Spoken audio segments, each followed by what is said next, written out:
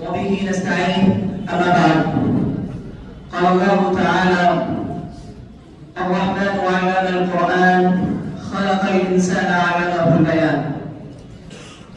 معزز حاضرین، اب ہم پروگرام کے اس حصے کی طرف بڑھ رہے ہیں جو بحث اظہار رائے نہیں بلکہ فکر کی تربیت اور حسن بیان اختیار کرنے کی عملی مشق ہے.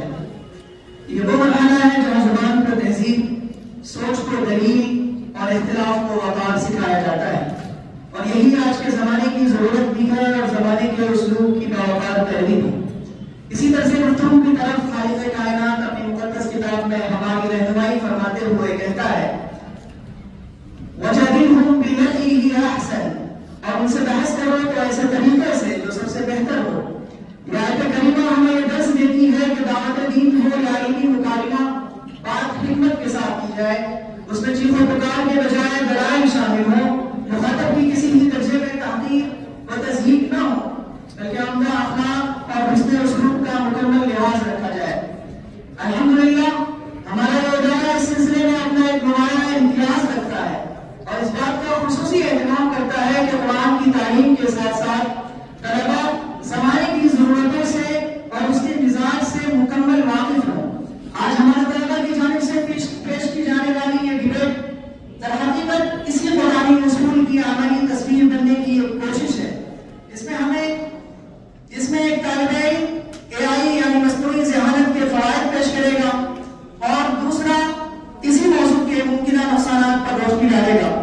سامعین کرام، آئیے ہم آپ کو اس دلچسپ علمی اور فکری مقابلے کی طرف لے چلتے ہیں، اس گزارش کے ساتھ کہ آپ دونوں وقت کو کھلے ذہن اور سنجیدہ توجہ کے ساتھ سماعت فرمائیں گے. میں آغاز کرتا ہوں عزیزی محمد فرید اور محمد مذکر سے کہ اسٹیج پر تشریف لائیں. محمد فرید AI کی خوبیوں اور مثبت پہلو پہ بات کریں گے، اس کے لیے وہ داہنے طرف تشریف لائیں. محمد مذکر AI کے منفی پہلو کو بیان کریں گے، وہ اسٹیج کے بائیں جانب تشریف لائیں.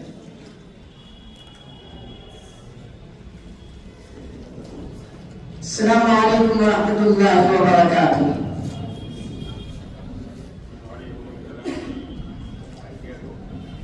معزز مہمانان گرامی، قابل احترام اساتذہ کرام اور میرے عزیز ساتھیوں،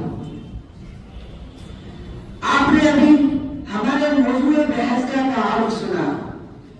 آج میں یہاں AI جیسی اہم، حساس اور نہایت پرخطر ٹیکنالوجی کے ممکنہ نقصانات، تباہ کاری اور فتنہ انگیز پہلوؤں کو بیان کرنے حاضر ہوا ہوں.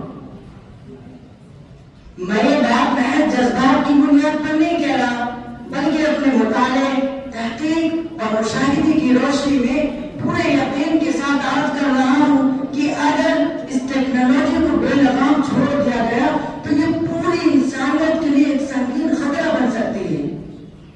صبر دی بقا، ہم ایک ایسے دور میں سانس لے رہے ہیں جہاں مشین سوچتی ہے، اسکرین بولتی ہے اور انسان خاموش ہوتا جا رہا ہے. جس زمانے میں عقل انسان کی پہچان تھی، آج اسی زمانے میں عقل مشین کی میراث بنتی جا رہی ہے. ہم نے سہولت کی تلاش میں اپنے فیصلے الگورتھم کے سپرد کر دیے، اپنی یادداشت مشین کے حوالے کر دی، اور اب آہستہ آہستہ اپنی انسانیت بھی اسکرین کے سپرد کرتے جا رہے ہیں.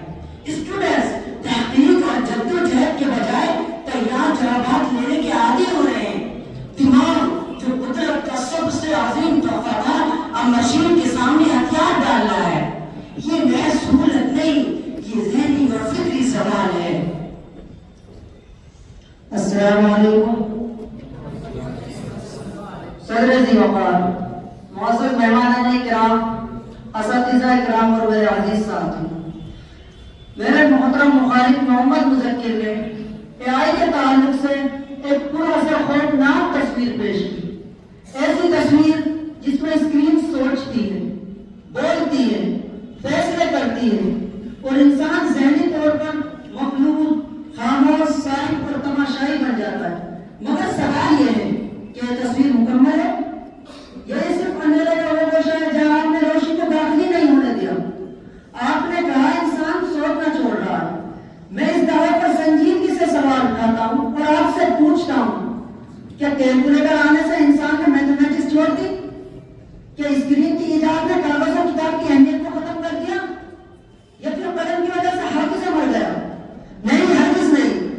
حقیقت یہ ہے کہ ہر نئی سہولت نے انسان کو معمولی مشقت سے آزاد کر کے اسے اعلیٰ درجے کی فکر، گہری بصیرت اور تجزیے کی صلاحیت عطا کی ہے۔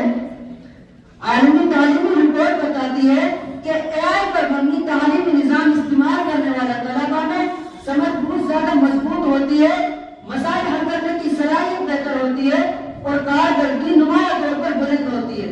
لہذا حقیقت یہ ہے کہ اے آئی ذہن کو سست نہیں کرتی، یہ ذہن کو سہارا دیتی ہے، یہ سوچ کو ختم نہیں کرتی، یہ سوچ کو نہیں صرف نئی پرواز عطا کرتی ہے۔ اے آئی کا سب سے خطرناک اور لرزا دینے والا پہلو اس کا جنگوں میں استعمال ہے۔ غزہ یمکن میدان جنگ میں انسان کم اور مشین زیادہ فیصلہ کر رہی ہے۔ ڈرون، خودکار ہتھیار اور الگوریتم یہ طے کر رہے ہیں کہ کون زندہ رہے گا اور کون مٹ جائے گا۔ ایک بٹن دبایا جاتا ہے اور بستیاں اجڑ جاتی ہیں، ایک کوڈ لکھا جاتا ہے اور انسان کو لیٹل ڈیمیج کرا کر دفن کر دیا جاتا ہے۔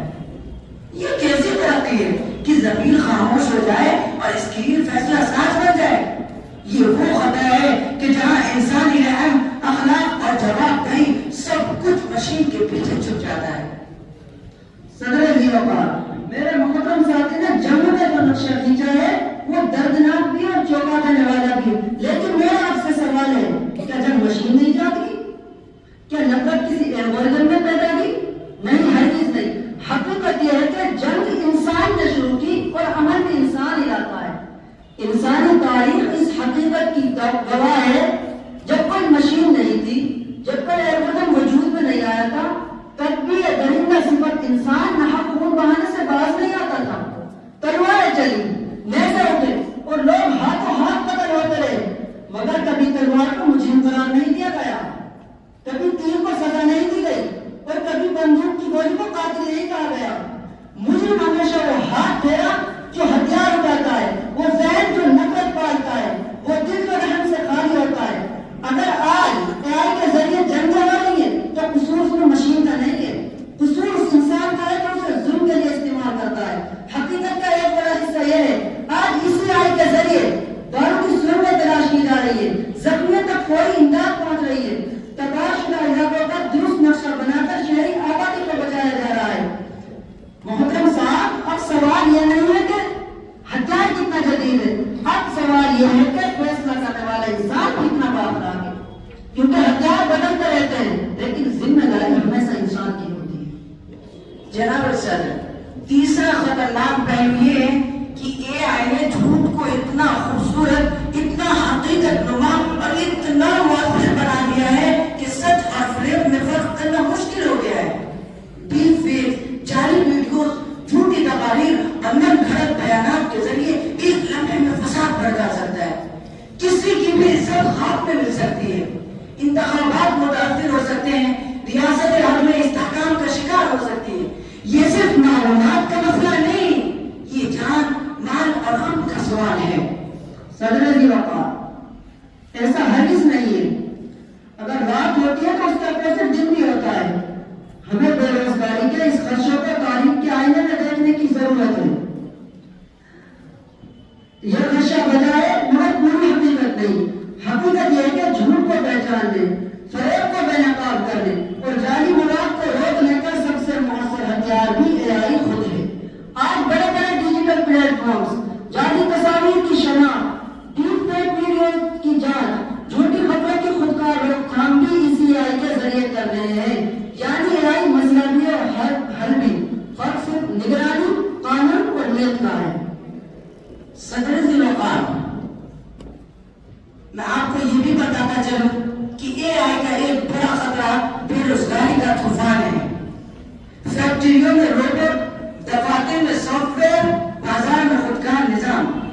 مشین ایک انسان کی جگہ لے لیتی ہے مگر اس انسان کے بچوں کو روٹی نہیں دے سکتی۔ کروڑوں لوگ اپنے ہنر، شناخت اور وقار سے محروم ہو سکتے ہیں۔ میرے خیال سے میرے محترم دوست اس بات کو اچھی طرح سمجھ رہے ہوں گے کہ ابھی تک اس کا کوئی مناسب حل نہیں نکالا جا سکا ہے۔ آپ ٹینشن مت لیں، میں اس سوال کا اچھی طرح جواب دوں گا۔ بے روزگاری کے اس خدشے کو تاریخ کے آئینے میں دیکھنے کی ضرورت ہے۔ جب زراعت آئی تو شکار